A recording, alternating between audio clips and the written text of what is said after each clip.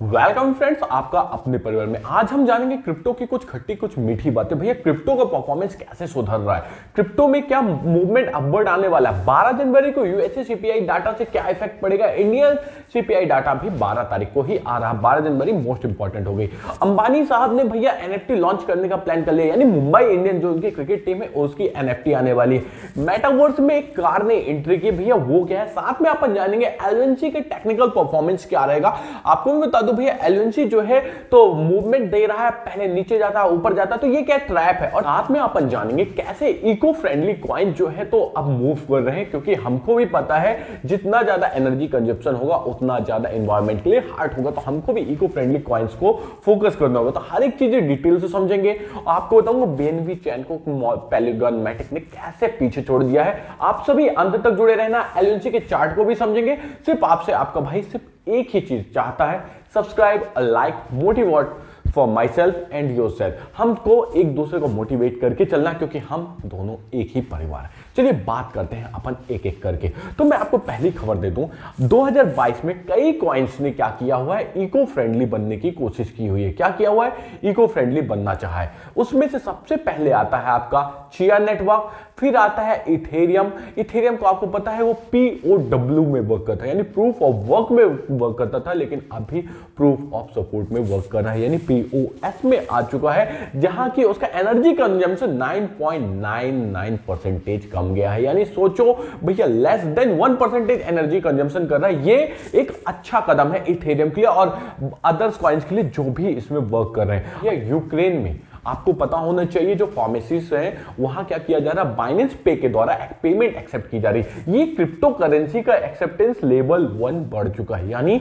लोगों को अब ये समझ में आ रहा है कि क्रिप्टो करेंसी जो है तो खाली गलत कामों के लिए नहीं, अच्छे कामों के लिए भी यूज किया जाता है, यानी क्रिप्टो करेंसी का पॉजिटिव ट्रेंड आ रहा है। अब ये सब इंपैक्ट डालता है हमारे फ्यूचर्स में, क्रिप्टो इंडस्ट्री के फ्यूचर्स में, क्योंकि भैया हम सभी क्रिप्टो इंडस्ट्री से जुड़े हैं, तो ये फ्यूचर इंपैक्ट आपको आता हुआ दिखाई देगा। इसलिए अपन सभी को इन सब खबरों को क्या करना है, ध्यान से समझना है और लोगों को भी समझाना है कि क्रिप्टो करेंसी पॉजिटिव ट्रेंड ला सकता है। आपको पता होना चाहिए कि पॉलीगॉन चैन जो है तो बीएनबी को पीछे कर दिए लास्ट 30 दिन में। ट्रांजैक्शन वाइज बीएनबी जो है तो पीछे हो चुका है पॉलीगॉन से, क्योंकि भैया पॉलीगॉन का जो चैन है 1.4 मिलियन ट्रांजैक्शन हुए हैं और यहां बीएनबी में 1.3 मिलियन ट्रांजैक्शन हुए। ये सुनने में थोड़ा सा कम ज्यादा लगेगा, लेकिन इसका इंपैक्ट आपको लॉन्ग टर्म में समझ में आएगा, क्योंकि पॉलीगॉन मैटिक कॉइन्स जो है, मैटिक कॉइन जो है भैया इसका परफॉर्मेंस जो है तो इन फ्यूचर आपको अच्छा मिलेगा।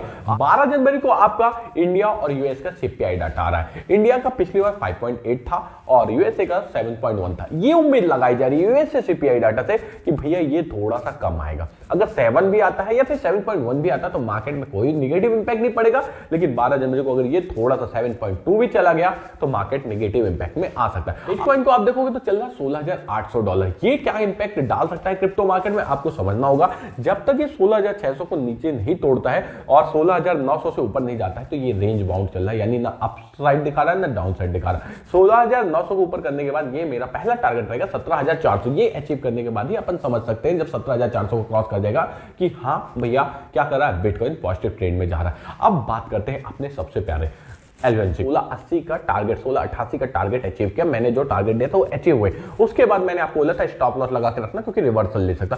रिवर्सल लिया, ये 15 तक आया, लो कितना आया 1505 तक आया हुआ है, आप देख सकते हो स्क्रीन में दिख रहा है। इसका ट्रेडिंग वॉल्यूम देखोगे तो भैया ट्रेडिंग वॉल्यूम आपको पॉजिटिव में दिखेगा, लेकिन यहां आप एलएनसी का प्राइस देखोगे तो डाउन होता दिख रहा है। अब मैं आपको चार्ट से कुछ चीजें समझाने की कोशिश करूंगा। साथ में आप ये ध्यान रखना कि भैया इसका जो सेंट्रलाइज एक्सचेंज में है तो 199 मिलियन डॉलर का क्या पड़ा हुआ है, वैल्यूएशन है और वॉल्यूम है, और अब डिसेंट्रलाइज में देखोगे तो मात्र कितना $3,95,000 का। यानी भैया परफॉर्मेंस में आपका जो चेंजेस आ रहे हैं ये आ रहे हैं मार्केट सिनारियो के कारण। आपको मैं चार्ट में कुछ चीजें पॉइंट आउट कराता हूं।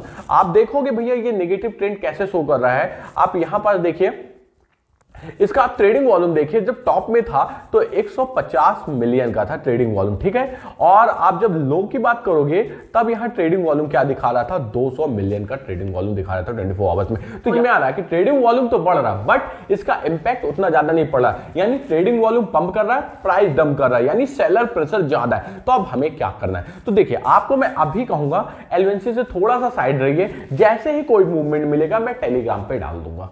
कोई भी टारगेट आता है मैं टेलीग्राम पे डाल दूंगा, आप टेलीग्राम पे जुड़ जाओ, आपको भी पता वहां मैं सही टारगेट डालता हूं और स्टॉप लॉस ट्रेल करते जाते हैं। देखिए सबसे बड़ी बात क्या है, यूजर्स को ये समझना चाहिए कि अगर आपको सपोज डेट यहां से मिलता 1660 का टारगेट, अभी ये कोई टारगेट नहीं, 1660 का टारगेट मिला, आप 1593 पे हो, अब वो 1630 पहुंच गया है, तो आपको अपना स्टॉप लॉस क्या कर देना, 1610 कर देना, यानी स्टॉप लॉस बढ़ाते जाना। कितना लगाना, ये हर एक चीजें समझने के लिए आप सभी मेरे साथ कहां जुड़ेंगे, सीधा सा जुड़ेंगे आप मेरे साथ टेलीग्राम पे, और अपडेट के लिए मेरे साथ टेलीग्राम में जुड़ जाए। Okay friend, thank you.